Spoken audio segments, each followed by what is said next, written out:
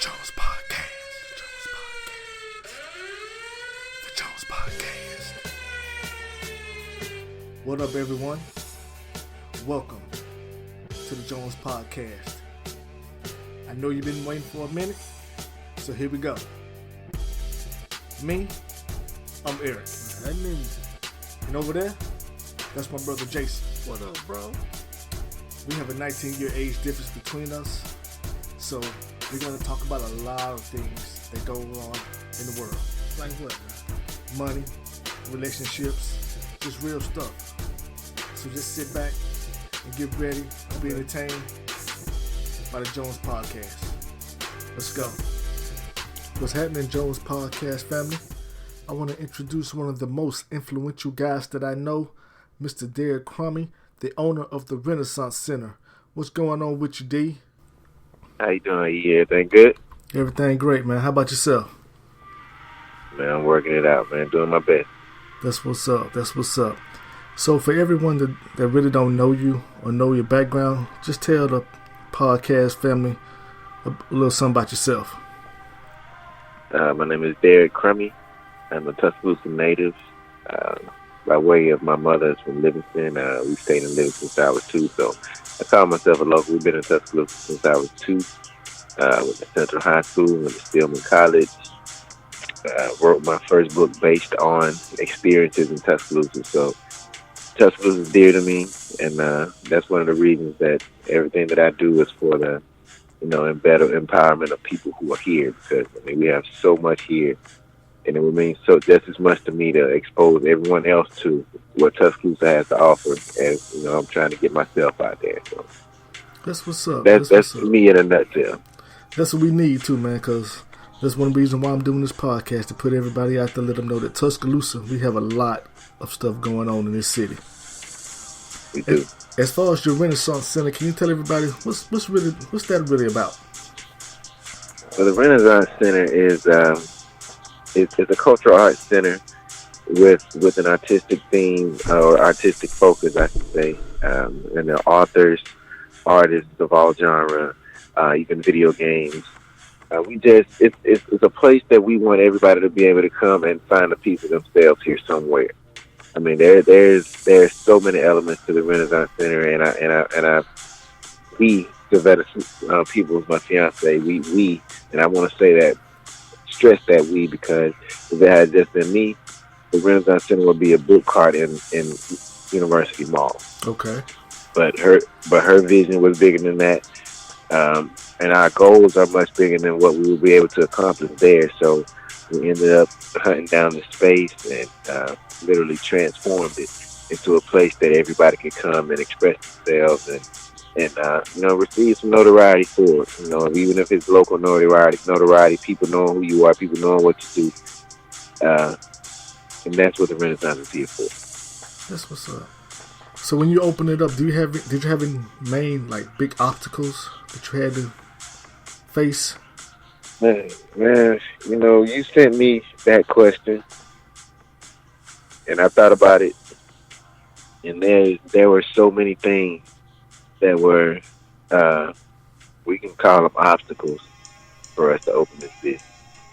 And I thought about it so hard because it's on one hand, black people, well, not even black people, I say minorities, can say that when we're going to start a business, the horror stories are out there that there's more scrutiny on us. We have to be, we have to dot our I's, cross our T's more than other people. We can't make a mistake. And all of those things are out there for us, that we hear about. And I gotta say that it was true for us at the Renaissance Center. There were things that we were required to do that other businesses weren't. There were codes that we were supposedly in violation of that held us from getting open. We tried. It was taking us actually 13 months to open this business. And over the course of those 13 months, I can honestly say we caught hell every which way you can think. But I believe that over the course of my life getting here, I'm 41 now, and I believe God has been fine tuning my not just my personality, but my resolve.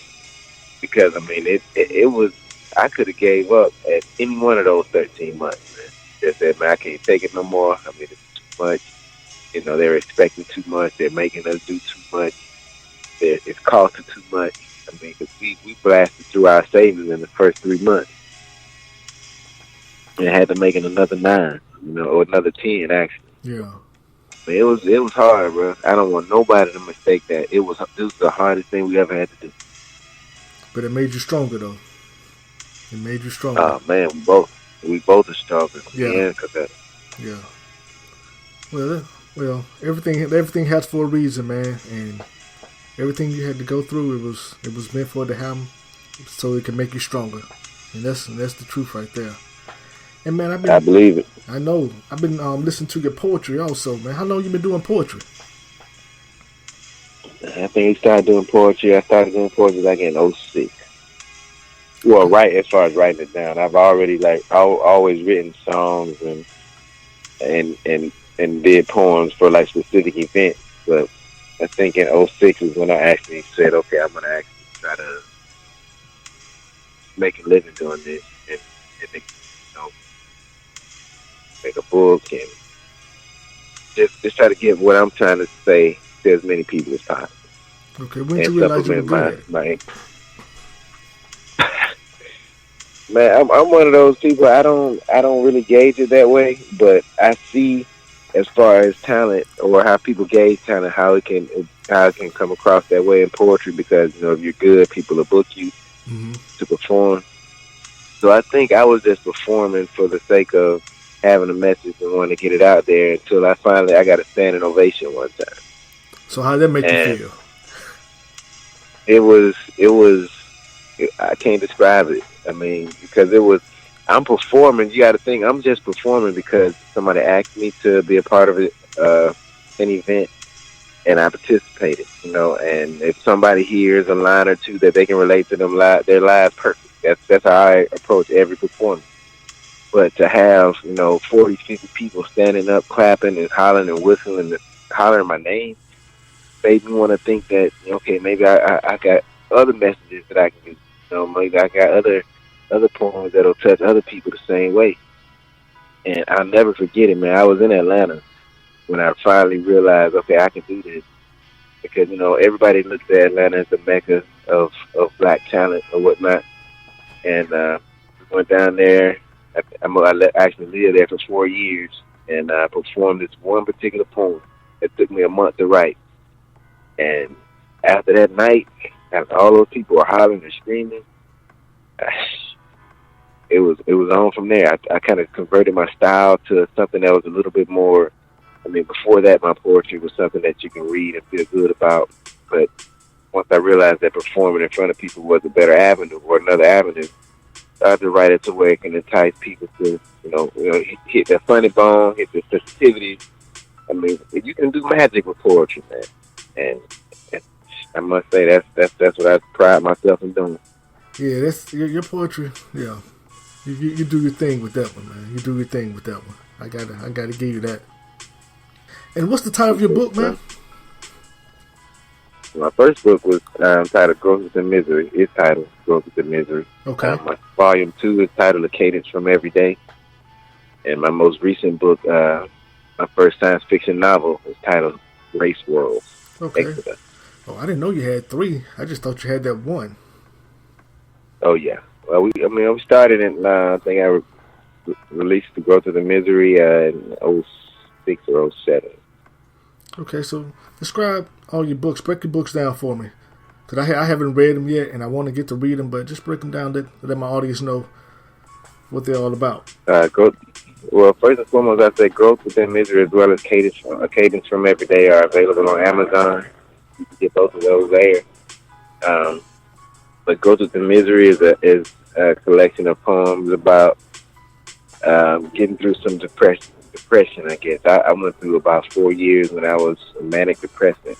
Everything seemed like it was falling all around me. And I think that book reflects that, my state of mind.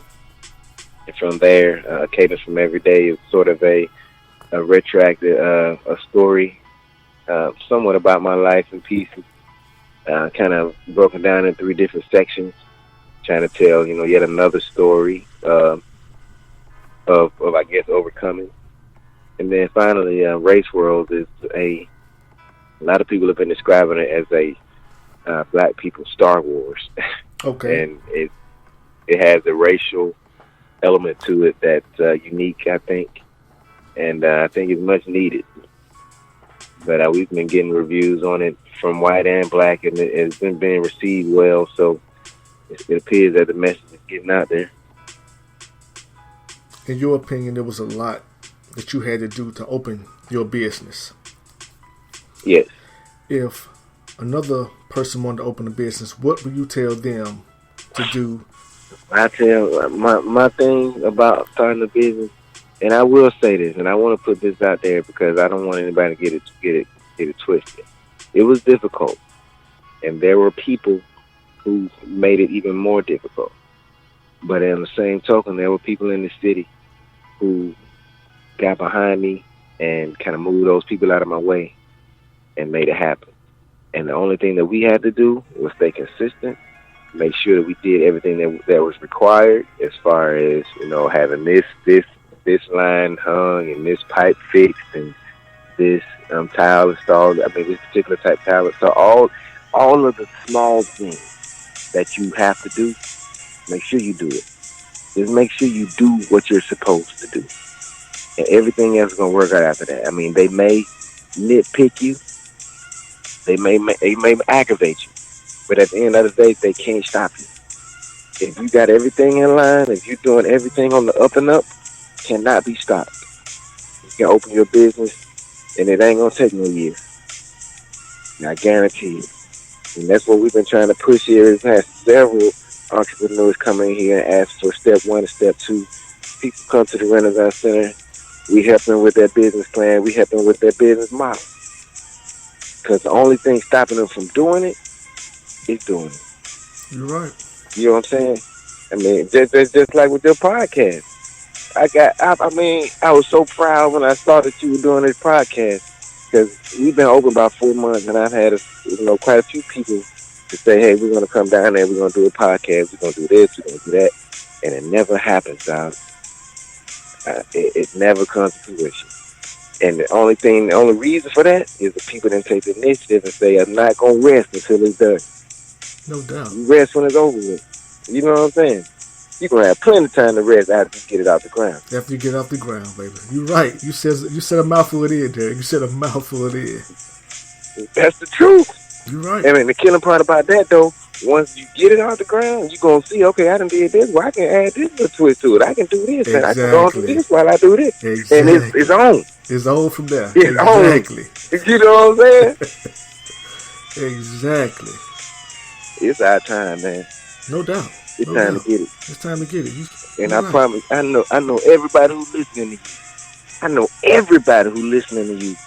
If they had their choice, they would do. If somebody knocked on your door and said, "Hey, here go you a check right here. Do what you want for your life right now." You know what I'm saying? Yeah. Everybody got something that they would say, "Okay, I'm finna do this." Yeah, no doubt, no doubt. And that's the killing part. I was like, I want to start this business, but I did the calculations. And it came out to about $80,000. You know what I'm saying? Mm-hmm. And this was maybe 2 years ago. And I'm like, man, I ain't got no 80 racks. Ain't no way I could do this. But God showed me. He's like, the same way you were able to give turkeys away. Man, we gave away $3,000 worth of turkeys, bro. And I was making $3,000 a month. You understand? Yeah. But God told me, he was like, listen, you got to do this. I'm going to make it happen. You do your thing. You do what I showed you to do. And that was hustle, shake hands, meet people, coordinate. A month later, we gave away $3,000 worth of turkeys. And God told me, listen, the same way you gave them turkeys away, the same way you get them $1,000 away for those talent shows when you ain't got it, you're going to get the Renaissance Center. Do what you got to do. So I started doing it, bruh. I started taking step by step. Step by step. And every step, if I run into a big obstacle, step by step, one step. Okay, you need 7 G's to do this. Out of nowhere, I get 10. Okay, you need 4 G's to do this. I get 6. And that happened for a year. Yeah. You see what I'm saying, bro? Yeah. And it wasn't nothing but my face and my girl face. Well, hang on. Well, let me cut that out. Don't say that. Let me say this. It was my girl face. Okay, then. Because I was in there like, man, I'm ready to go ahead and slap this dude and be like, get my money back, this man. You know what I'm saying? Let's start over. Forget it. I'm done. Nah, that's our business. That's our building. This my girl talking. You know what I'm saying? Yeah. So we persisted, and now we got it. Yeah, y'all got it going on too, man. Y'all got it going on too. Man, I'm happy for you, man, because I was telling my wife that you and I were doing the podcast. I was going to interview you. She was like, "Who?" I said, "Baby, the one who sold us our first car at the Mazda place, that Mazda tribute." She's like, "Oh, okay," because that's how I met you. Exactly. That's exactly. I was just about to say, you know the story, boy. And then that car lot right there, that was the beginning of my turnaround, bro. Yeah. And it's been like 12 years since that car lot, I think. No, it's been. Let me see. Maybe it's been longer. Well, not 12 years since that book I did. Okay. Because it's, you know what I'm saying. But the car lot, that was like what I mean. Because I went from there, and the folks in Birmingham was impressed by what I was doing. They called me down. They doubled my income like overnight. That's what's you know what I'm saying. And it was, man, I'm telling you, bro. And it started right there at Quality Monster. Yeah, no doubt, man. We still got that car too. We still got that car. Man, send me a picture. No doubt. Send me a picture. No doubt. Cause I'm making a little something. Man, but man, I'm so proud of you, man, to see how far you even grew since Mazda to right now. Man, I appreciate it, bro. I so appreciate it. It means a lot coming from you. No doubt, man. But Jones Podcast family, my man Derrick, you want to give a shout out to anybody before we go? Shout out my new baby girl, Nyla. And Cavetta Peoples, my business partner, my Bonnie, my fiance. All y'all gonna be invited to the wedding. We probably announce it on hopefully maybe we can even do a podcast from the wedding. Okay, no doubt. I'd like you to be part of. It's already in stone. It's done. I done put it out there. It's done. I got to do it. It's done. Now, you know? All right, dear bro. Hey, good talking to you, man. Appreciate you. And I'll get over with you later on, bro. All right, Sam. All right. Stay up.